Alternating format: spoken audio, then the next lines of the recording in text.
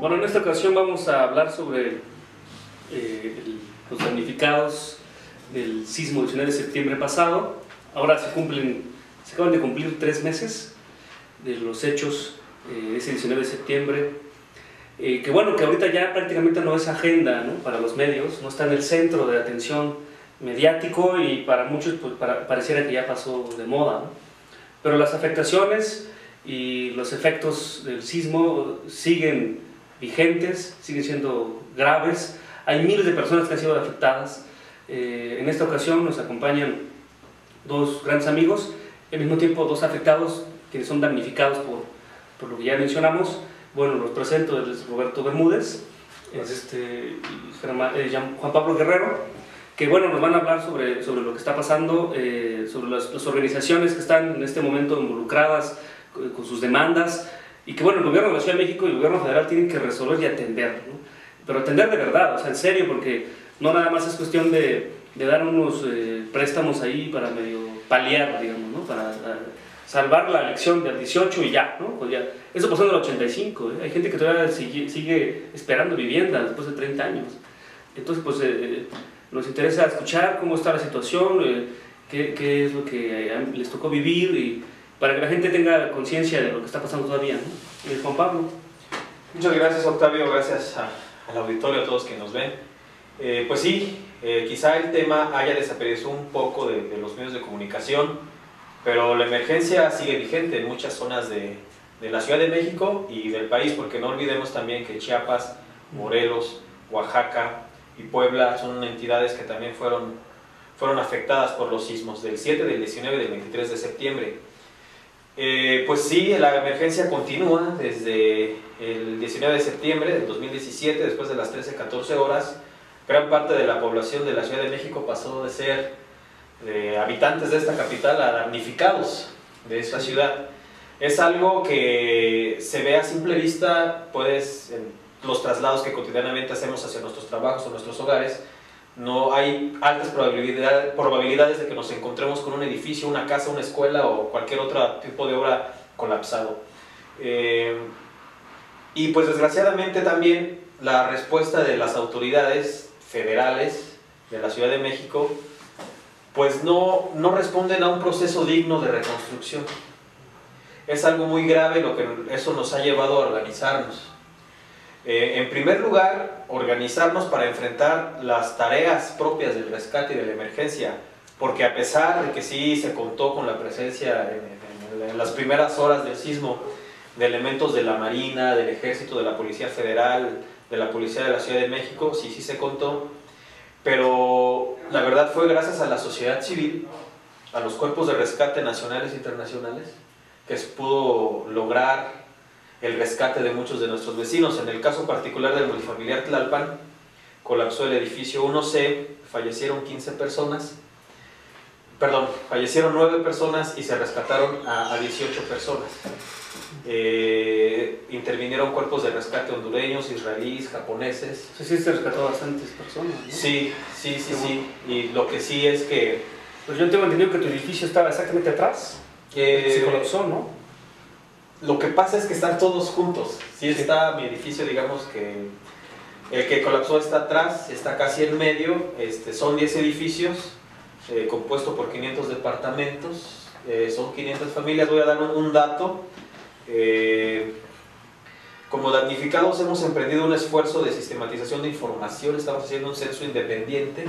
El jueves se presentó un primer corte en una conferencia de prensa y se contabilizó que el 75% de las personas que han acudido a nuestros encuentros están fuera de sus hogares, incluyendo al multifamiliar Tlalpan. Es una cifra bastante alta. Y pues bueno, se puede ver a simple vista, aunque también es necesario decir que es visible la intención que tienen los actores gubernamentales, el gobierno de la Ciudad de México, primordialmente, para no hacer visible esta contingencia. Y hay casos muy específicos. Para enterrarlo, ¿no? El edificio 1C que colapsó en el multifamiliar Tlalpan, a pesar de que el multifamiliar Tlalpan ha tenido mucha resonancia con lo que ha pasado con eso, tanto mediáticamente como en el asunto de atención de las autoridades, el edificio que colapsó en el multifamiliar Tlalpan no se encuentra en la plataforma CDMX, que se supone que es el instrumento de la ley de reconstrucción por el que los damnificados tienen para apelar para conseguir recursos o la ruta para la reconstrucción. Entonces no aparece. De hecho, de los 10 edificios que tenemos nosotros, hay 3 que tienen riesgos menores, hay uno que colapsó y hay 6 que tienen un riesgo más elevado daños más elevados por el sismo. Y de esos 10 edificios, en la plataforma CDMX solo aparece uno y no es el que colapsó. Entonces, ¿eso qué mensaje nos da? Que la emergencia se está maquillando. Han colocado tablas, tablones para que la gente no vea que hay edificios que están caídos, y eso pues ya se cumplieron 3 meses del terremoto, y a 3 meses del terremoto no puede ser que... En la línea Pacífico, por ejemplo, hay una zona que está ya inhabilitada para tránsito, ¿no? Tiene 3 meses así, efectivamente. O sea, prefieren tapar el hoyo con un listón ahí y a resolver, a atender. Y es que, ¿sabes qué pienso yo? Más en el terreno de lo personal, de lo humano, no nos imaginamos, muchos, que es llegar a tu casa y encontrar tu casa en esas condiciones, ¿no? O sea, tu espacio, tu hábito, tu espacio que habitas cotidianamente, te despojan, no solo es un despojo material, es un despojo de una parte íntima tuya, ¿no? De una parte de ti mismo, ¿no? En ese sentido, tú, Roberto, ¿qué nos puedes contar de cómo fue tu experiencia en esa parte? Bueno, la experiencia mía y como la de muchos otros, precisamente, pues nos cambia totalmente la vida, ¿no? Claro. Tienes que empezar a organizarte, ¿no? Yo creo que hay una falta de cultura ciudadana importante en el país y en la ciudad, pero estos hechos te obligan, ¿no? Te obligan a empezar a crear esta cultura, por lo menos con los afectados. Y tienes que empezar a ver cómo sobrevivir, ¿no? Cómo sobrevivir, precisamente, dónde vas a vivir, dónde vas a rentar, cómo vas a empezar a reconstruir lo perdido, ¿no? Entonces sí, precisamente, y además hay algo que vas entendiendo, que el gobierno no te salva, ¿no? El gobierno no te va a salvar, que si no nos salvamos nosotros, nadie nos va a salvar. A rescatar, ¿no? En nuestro caso, bueno, igual, son diferentes casos, ¿no? Hay edificios que ya dejaron de existir, hay edificios que están, que no se puede acceder, y hay edificios que a lo mejor se pueden reconstruir, ¿no? Posiblemente se pueden reconstruir, pero ¿a qué nos hemos enfrentado? Pues a una gran burocracia, ¿no? A esta cuestión de tratar de minimizar los hechos o esconderlos, ¿no? Hay que verlos, lo primero que se intentó hacer en las segundas semanas es desaparecer los albergues que estaban visibles, ¿no? Los centros de acopios visibles, empezar a esconderlos, empezar a desaparecerlos, ¿no? Yo sí coincido de que se ha buscado volver invisible la problemática, ¿no? en ese aspecto. Y el gobierno federal, por lo menos en la ciudad, ¿no? O sea, ya bien mencionaron que hay damnificados en Oaxaca, Chiapas, Claro. Y en la Ciudad de México, pero bueno, está desaparecido, no ha existido, no ha habido un apoyo del gobierno federal en la Ciudad de México, la ha dejado morir a su suerte, y el gobierno del Distrito Federal, pues más bien ha burocratizado el problema, ¿no? A eso es lo que nos hemos enfrentado, una burocratización del problema. No podemos avanzar, ¿no? Nosotros los vecinos somos los que finalmente hemos tenido que resolver las problemáticas, hemos tenido que buscar cómo ir paliando el problema, ir apoyándonos entre nosotros, la propia seguridad de los edificios recae en los mismos vecinos, los apoyos que han venido han sido de la propia sociedad civil, ¿no? Las mudanzas han sido también una cuestión de solidaridad, de los que han podido sacar sus cosas, muchos no han podido, muchas las perdieron. ¿Ustedes pudieron sacar sus cosas? En mi caso, después de un tiempo pude sacar algunas, ¿no? Pero hay muchos vecinos que o perdieron todo o no han podido acceder a sus edificios, ¿no? Y bueno, ahí no hubo apoyo gubernamental para poder reforzar los edificios que están dañados y que no se cayeran. También se tuvieron que traer material y gente para que lo hiciera, pero ese apoyo no vino de parte del gobierno tampoco, ¿no? Vino de la sociedad organizada, precisamente. Ni un palo, pues, ni una sola madera ha venido según la experiencia que yo tengo, de parte del gobierno local. ¿Tú estás en dónde? ¿Dónde estás viviendo? Girasoles, ¿no? Estoy en Girasoles, en la parte de Miramontes, donde somos varias unidades con diferentes tipos de daños, pero que igual ha dejado a cientos de familias damnificadas, Sí. ¿no? Sí, pues te cambia la vida, ¿no? Totalmente. pues bueno, alguna... o sea, yo lo que veo es que es una problemática a dos niveles, ¿no? O sea, está el individual y la parte política, ¿no? O sea, como yo veo las cosas, esta problemática está en dos niveles, ¿no? O sea, a nivel personal, individual, o sea, cómo se trastocó la vida de las personas que fueron afectadas. Ya no digamos, o sea, los que sufrieron la pérdida de un familiar, ¿no? Que eso pues, es realmente trágico, sino incluso el haber sido despojado de tu vivienda, ¿no? O sea, nadie murió de tu familia, lo cual es algo que hay que agradecerlo, pero o sea, hay una afectación, también hay un duelo personal, dado que te despojan de tu espacio en el que consideras que es tuyo, ¿no? Eso es un nivel de problemática, y el otro que es el tema político, ¿no? Es decir, la sociedad organizada versus Estado, ¿no? En esa tensión permanente para que pueda haber solución a sus demandas.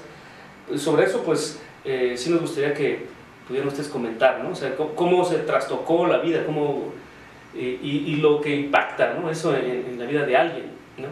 Que eso es lo que yo quería reflexionar antes de darles la palabra, ¿no? Que en una ciudad de millones de habitantes, pues difícilmente tenemos algún familiar que haya fallecido cerca o un conocido, pero sí tenemos todos algún conocido, por lo menos, que fue afectado, ¿no? que fue damnificado o que se encuentra damnificado por el sismo. En ese sentido, pues sí, la afectación es amplísima, son miles, ¿no? de afectados, y pues aquí hay dos testimonios, pero bueno, ¿ustedes qué nos pueden decir? Pues sí, Octavio, después del 19 de septiembre, si de por sí en este país es muy difícil entender el concepto de normalidad, de llevar una vida normal, después del 19 de septiembre para los que somos damnificados sí ha sido bastante difícil, muy complicado el asunto de que de un día para otro no tienes casa. Y aparte de eso, digo, lo peor son las vidas humanas que se pierden, que tú cuando estabas en las zonas de colapso, como fuimos testigos de todos los procesos de rescate, de recuperación de cuerpos, de recuperación de personas que salieron con vida afortunadamente. Tú mandaste una crónica, sí, a la revista Consideraciones. Me tocó hacer, bueno, de cómo viviste ese momento de... Esa noche estuvimos haciendo guardia, porque los propios vecinos nos organizamos ante la llegada de personas ajenas a los edificios, se querían meter, abrirlos, entonces tuvimos que hacer guardias, en lo que estaban las labores de rescate, hicimos guardias, y una noche que me tocó hacer una guardia, se vivió un episodio de rescate en el multifamiliar, y pues fue evidentemente mucha ayuda al que poco estorba. Los rescatistas estuvieron ahí, pero se percibía en el ambiente, también eso es mucho de destacarse, así como la desgracia se respiraba, la solidaridad también daba mucha esperanza. Ánimo. A mí me sorprendió bastante, y son de las cosas que nunca se me van a olvidar, que por ejemplo ese día a las 2 o 3 de la mañana los voluntarios se empezaron a agotar. Entre 2 y media y 3 de la mañana yo estaba con mi hermano, entonces le dije, ¿sabes qué? Ya no está llegando gente, pues vamos a meternos, y nos pusimos cascos, chaleco y todo, y sin mentirte, a los 10 minutos después de que le dije eso, llegaron aproximadamente, no sé de dónde salieron, 120 voluntarios a las 3 de la mañana, y formados, bien organizados, esperando, no lo puedo asegurar, pero considero que eran estudiantes de la UNAM, porque como estaba viendo yo los procesos que se organizaban en el estadio, y pues la verdad también esas son cosas que sí te levantan el ánimo. Te sellan además, ¿no? Te sellan el alma. Sí, claro, porque de verdad que hasta el momento todavía en los campamentos es muy pertinente decir y agradecer que no ha faltado quien lleva ropa de frío, botellas de agua, alimentos. Un mezcalito para... No, mezcal. Mezcal no, pero no, pues es que la solidaridad se ha manifestado de tantas formas, no sé, es algo complicado porque por ejemplo, ¿cuántas veces no hemos visto en esta ciudad que asaltan a alguien y nadie se mete para ayudarlo? La indiferencia, ¿no? La indiferencia. Sí. Pero con el sismo esa indiferencia se derrumbó por completo y sacó lo mejor de nosotros, ¿no? Sí, sí. Yo estuve un día en el derrumbe multifamiliar Tlalpan, me tocó estar en la sección de comida y me acuerdo que había comida de todo tipo, ¿no? Y seguía llegando todo el tiempo, acá como río de comida, ¿no? Es decir, la gente a veces lo poco que tenía lo llevaba, ¿no? Me recuerda esta crónica que cuentan de la historia de México, cuando Lázaro Cárdenas convoca la expropiación del petróleo y dice, traigan todo, y la gente llevaba a sus gallinas, ¿no? Llevaba lo que tenía a la mano, pues, ¿no? Lo poco que tenía lo daba, porque también este pueblo tiene eso, ¿no? Tiene esas virtudes. Yo, si no hubiera sido por la solidaridad, no hubiera podido salir adelante, ¿no? Gracias a la solidaridad de profesores, alumnos, voluntarios, pude lograr tener un lugar donde tener mis cosas que pude rescatar, pude tener donde pasar las noches, tuve el apoyo para apuntalar, tuvimos apoyo para apuntalar el edificio, manos, material para apuntalar, o sea, reforzar el edificio para que no se nos viniera encima. Y pudieran sacar sus cosas. Sí. Entonces, la cooperación de los alumnos que cooperaban con 10, 15, 20 pesos para que yo pudiera tener un lugar, poder moverme y tener un lugar donde vivir, ¿no? Gracias a esa solidaridad espontánea, finalmente yo pude salir adelante, porque, bueno, como les digo, de parte del gobierno, que es lo que ha habido, pues hasta ahorita un apoyo de 3,000 pesos que duró 3 meses. Con 3,000 pesos, bueno, no puedes... ¿Es lo que dieron? Sí, ni rentar pues, ni un cuarto, ¿no? Ahorita lo que hay es una oferta de darnos unos créditos blandos para poder reparar tu vivienda, nada de blandos, ¿no? Un crédito que vas a pagar, ¿no? Es un crédito que finalmente vas a ir pagando, pero no hay un apoyo más allá. O sea, por ejemplo, los que estaban pagando tú estabas pagando, ¿no? El departamento. Sí, por eso es una de las demandas que tenemos como damnificados, es que el Estado asuma su responsabilidad ante una catástrofe de dimensiones históricas y no la traslade a los ciudadanos. Nosotros, como Multifamiliar Tlalpan, en la organización que se constituyó Damnificados Unidos de la Ciudad de México, tenemos una agenda programática bien definida, rechazo total a los créditos y a la redensificación que están contemplados en la Ley Mancera. Porque las soluciones que ofrece el gobierno de la Ciudad de México a la situación de los damnificados no toman como centro a los damnificados. Sí. Es algo muy sí, grave. Esto lo había escuchado, que lo habéis mencionado en las redes, que no se consultó a los damnificados. O sea, hicieron una ley, como todo lo que hacen en este país, todas las leyes son hechas desde la clase política de manera autárquica, ¿no? O sea, además hay una falta de transparencia. Monólogo entre ellos, ¿no? Hay una falta de transparencia de qué va a pasar con los recursos, qué ha pasado con los recursos de los apoyos que llegaron, no se sabe, ¿no? Sí. Hay una burocratización de esos recursos, ¿no? Y además una falta de comunicación entre las mismas instancias gubernamentales. No se ponen de acuerdo qué es lo que viene, ¿no? ¿Cuál es la secretaría a cargo que va? O sea, dividieron, es lo que había entendido, ¿no? Que dividieron según el... La burocratizaron totalmente. Y lo que sí no pueden decir que ha sido por inacción nuestra, porque por ejemplo nosotros en la organización incipiente, que tenemos menos de 2 meses de formar, sí, buscamos incidir en el presupuesto de egresos de la Federación de la Cámara de Diputados. Antes de que solicitáramos un recurso y por movilizaciones que tuvimos, precisamente el 7 de septiembre cerramos 7 puntos de la ciudad. En el presupuesto original de la Cámara de Diputados no existía ningún rubro destinado a la reconstrucción, más bien se fortalecían los fondos ya establecidos. A raíz de esa movilización logramos un fondo de reconstrucción de 2.500 millones de pesos, que son insuficientes según los estudios que tenemos, porque volviendo al tema de la solidaridad, también mucha gente dedicada a los temas de derecho, de presupuesto, nos han apoyado, y estimamos con mesas con especialistas de la UNAM y de muchas otras universidades que el presupuesto que se requeriera de 50,000 millones de pesos. El fondo que se aprobó era de 2.500 millones de pesos. Pero aquí el dato curioso, 4%, ¿no? El dato curioso que para el rescate bancario se destinaron 38,000 millones de pesos. El famoso Fobaproa. El Fobaproa. para el IPAP.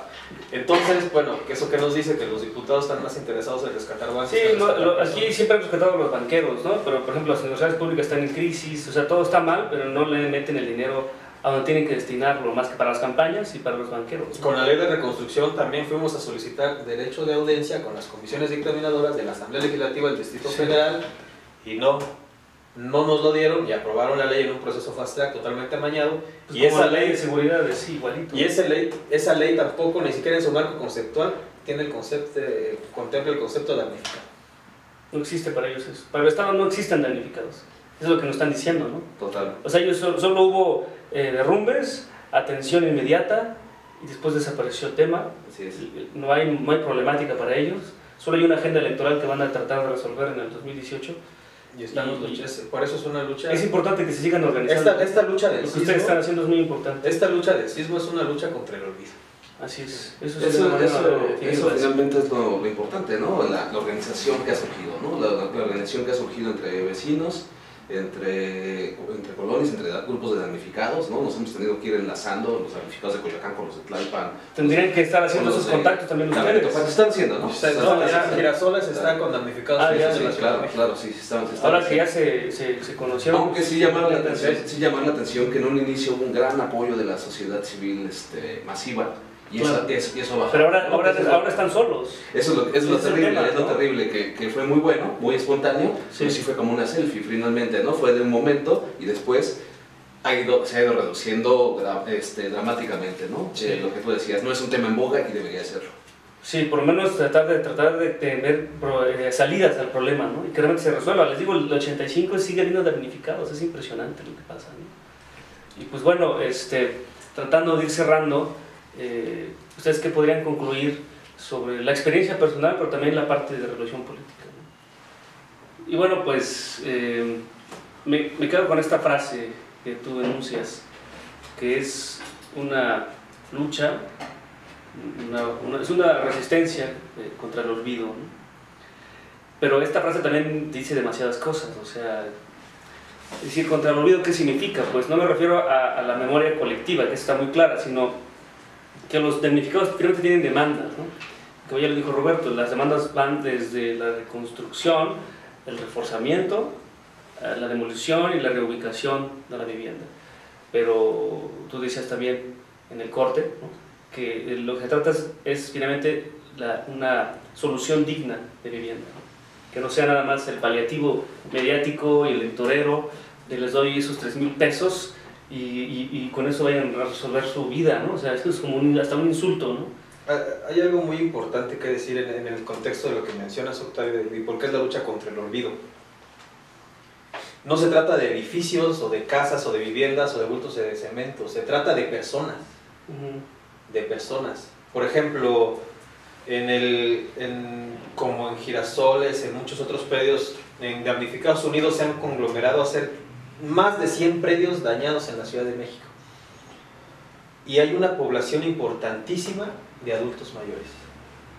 Señoras, señores de muchos años de edad, que ya pagaron por su patrimonio, que ya lo tuvieron, o sea, que pagan impuestos, porque también no estamos pidiendo ningún tipo de privilegio. La Constitución establece que el dinero público debe servir para y por el pueblo. Para el bien común. No, para el bien común. No hay ningún tipo de privilegio en solicitar que la reconstrucción de una catástrofe, como fue el sismo del 19 de septiembre, se pague con dinero público. Y como lo mencioné en el bloque anterior, si se rescatan bancos, se pueden rescatar personas. Entonces por eso es la lucha contra el olvido, porque no se trata de edificios caídos. En esta ciudad, desgraciadamente, pues va a seguir temblando, y esto es una experiencia que nos debe servir de aprendizaje a los que somos damnificados y a los que en un futuro pudieran ser también damnificados. Claro, sí, es cuando te reconoces con el otro, ¿no? Por eso queremos sentar ese precedente histórico, porque es un precedente histórico, obligar al Estado mexicano a que asuma su responsabilidad y que no se lo deje a los ciudadanos. Sí, Roberto. Sí, no son solo paredes las que se derrumbaron, son vidas las que están en juego, ¿no? Claro. las que están sufriendo en este momento, que es un proceso muy, muy tortuoso, el haber perdido las cosas y después el proceso de De traslado, ¿no? Y de tratar de recuperar, ¿no? De recuperar y que además Tu vida, sí. hay menos, Claro. hay más preguntas que respuestas por parte del Estado, ¿no? Entonces, pues, yo llamo a que se empiece la reconstrucción ya, una reconstrucción digna de las viviendas, ¿no? Que el Estado no sea omiso y que la sociedad civil no olvide, ¿no? Y que no piense que en 3 meses se resolvió el asunto, ¿no? La emergencia sigue, no ha empezado la reconstrucción ni siquiera, pues. No hay un solo edificio en donde haya empezado la reconstrucción. Entonces lo necesitamos a la sociedad civil para presionar Sobre todo, y que el Estado no sea omiso. sobre todo también que tengamos la conciencia de dónde estamos habitando, ¿no? Todos los habitantes de esta Ciudad de México, porque es una urbe, es una mancha urbana que ha devorado todo a su paso, a sus alrededores, y que está en hacinamiento. El problema de vialidad y movilidad, ¿no? Por eso está lleno de taxis, ¿no? Porque nadie se siente cómodo en el transporte público, ¿no? Y está lleno de Ubers, ¿no? Por eso llegan en 1 minuto a veces los Uber, porque es decir, media ciudad es taxi y la otra media ciudad son ciudadanos trasladándose. Y, o sea, la movilidad, el traslado, o sea, porque tú tienes tu casa, te despojan de ahí, la naturaleza, la tierra se mueve y te despojan de ahí, y de repente pues tienes que irte a 1 hora de diferencia, ¿no? De tu trabajo, si todo se trastoca toda tu vida, y se va a seguir moviendo esta ciudad. Es una ciudad con hacinamiento, con problemas de movilidad, y que va a seguir teniendo esta tentativa del sismo. Y aquí estamos, ¿no? Y que efectivamente nos puede tocar a nosotros. Claro. Entonces esto es hacer conciencia, de eso se trata, ¿no? De que no es como que ya no me pasó a mí y ya no va a pasar nada nunca, ¿no? Pues ese es el tema. Entonces, si quisieran cerrar con alguna idea, redondear con alguna idea de lo que han comentado. Mira, también hay algo muy importante que debe ser dicho. Haciendo entrevistas a un experto del Instituto de Ingeniería de la UNAM, me dijo que los sismos no matan gente, pero la corrupción sí. Y el sismo también es muy importante decir que desnudó la corrupción, la falta de atención, de protocolos de seguridad estructural en inmuebles. No, hay que también cambiar la conciencia sísmica, hay que, digo, te das cuenta de tantas cosas después cultura, de ¿no? la cultura, ajá, porque De la prevención. pues la verdad, en este desorden que tú mencionabas de la Ciudad de México, pues incluso después de 1985, de lo que representó 1985 para esta ciudad, no se hicieron políticas de reforzamiento estructural en muchos edificios fueron construidos con materiales deficientes. Entonces, pues la lucha que estamos haciendo es contra el olvido, como lo vuelvo a repetir, por un proceso digno de reconstrucción y porque todo esto que evidenció el sismo ya no vuelva a repetirse, porque, digo, va a seguir temblando. Una cosa es la corrupción, que ya todos los medios lo han dicho, pero hay otro tema que se ha dicho poco, que es la indolencia por parte del Estado. Exacto. O sea, la corrupción es el reflejo y las consecuencias de esto es las muertes, que los edificios se caen, pero luego vienen los damnificados, o sea, los edificios dañados, y la indolencia del Estado por no resolver, no atender. Entonces ahí hay otro problema también. O sea, no solo la corrupción es la indolencia del Estado, y pues... Eso se evidenció, ¿no? Una mala política urbana, ¿no? Por parte de los diferentes gobiernos, no de ahorita, sino desde antes, pues incluso desde el 85, y una mala política de prevención. Y qué hacer después, ¿no? ¿Qué hacer después? No tiene claro ni siquiera el gobierno qué hacer después. No hay comunicación entre ellos, no hay coordinación entre ellos. O sea, pareciera que no aprendimos del 85. Y como dicen, tratan de pasarle la bolita a la sociedad, y ellos siendo mis. Entonces, ¿cuál es el motivo de existencia del Estado, de un gobierno, ¿no? que está administrando nuestros recursos, nuestros impuestos, y que se quiere hacer a un lado, sea sumiso y solo burocratiza el rescate, ¿no? O los apoyos? Es que la memoria colectiva se rescata de muchas formas. Una de ellas es, pues sí, a través del aprendizaje, de la revisión histórica y la reflexión, y otras con la experiencia propia, ¿no? O sea, por ejemplo, este sismo, había una generación completa de jóvenes que no tenían ni idea de lo que había sido el 85, ¿no? Y ahora nuevamente como que ya se decanta ahí algo, por lo menos, ¿no? Por lo menos el miedo a, ¿no? el miedo también te lleva a actuar de alguna manera, moldea comportamientos, ¿no? Y ahora, si vuelve a pasar muchos años para que vuelva a suceder algo parecido, pues vamos a hablar de que va a volverse a hacer tabula rasa como si no hubiera pasado, ¿no? Como si también se olvidara esto y no se acumulara la memoria histórica, ¿no? Porque esta sociedad ha tenido infinidad de sismos, ¿no? Que en algún momento, bueno, sería bueno difundir también sobre eso, ¿no? La memoria histórica tiene que ser más permanente y más constructiva, ¿no? Y no ser tan pasajera. Sí, o tampoco la memoria histórica no es la mera nostalgia, ¿no?, de los mejores tiempos, sino es, la memoria histórica es para evitar y prever, ¿no? Porque entonces la historia tiene sentido a través de la incidencia en la realidad para hacia el futuro, ¿no? De lo contrario, pues es mera nostalgia y eso no nos sirve de nada, ¿no? No, y este sismo, lo repito, fue de dimensiones catastróficas, no sé, la destrucción es latente en muchos puntos de la ciudad. Claro. Pero no somos conscientes de eso, ¿eh? Ajá, exacto. De todos esos daños, o sea, parece que ya no existe. Y por eso es necesario alzar la voz, es necesario organizarnos, difundir. Sí, claro. Y pues de parte de damnificados me parece que se está haciendo un trabajo muy serio, muy responsable, y esperemos lograr ese proceso digno de reconstrucción que merece cualquier ciudadano en este país. Y yo creo, me atrevo a decir que este tema del sismo va a jugar en el 2018, o sea, porque algo cambió en la conciencia y se anuncia que los jóvenes van a ser, los millennials van a ser los que van a definir la elección del 18.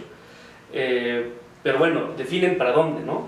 Porque yo creo que para el PRI no necesariamente, pero sí me parece que los jóvenes tampoco son homogéneos, ¿no? Los jóvenes no son de una u otra ideología, son como la sociedad misma, ¿no? Heterogéneos. Entonces van a irse hacia el discurso de Anaya, que llama la atención a un sector joven, pero también hacia Morena, ¿no? Entonces, ¿hacia dónde se están yendo los jóvenes, ¿no? Que en gran medida esto los despertó mucho, lo del sismo. Los hizo hacer una conciencia del espacio público, ¿no? Es decir, entonces los politiza. Cuando te volteas a ver lo que pasa en el espacio público, te empiezas a interesar por la política, ¿no? Esperemos que eso no se apague, ¿no? Que eso exacto, que no sea una cuestión inmediatista del momento, ¿no? De la selfie, como tú dices. Y de la coyuntura nada más. Que sea, ojalá fuera algo más permanente, un proceso organizativo más permanente, ¿no? No nada más salimos a las calles durante la emergencia y después nos olvidamos, ¿no? O en dos semanas, 3 semanas, tratamos de volver a la normalidad. No hay normalidad. Que esos jóvenes no olviden, ¿no?, quiénes son responsables, quiénes son indolentes, claro, y que deciden en su voto en el 18 con toda la firmeza de que tienen que cobrarse todo esto, ¿no? Eso sería lo ideal, ¿no? Y ojalá que pase. Pues sí, muchas gracias, un tema muy, muy fuerte, muy importante. Gracias por acompañarnos. No, gracias a ustedes. Gracias, Antonio. Saludos.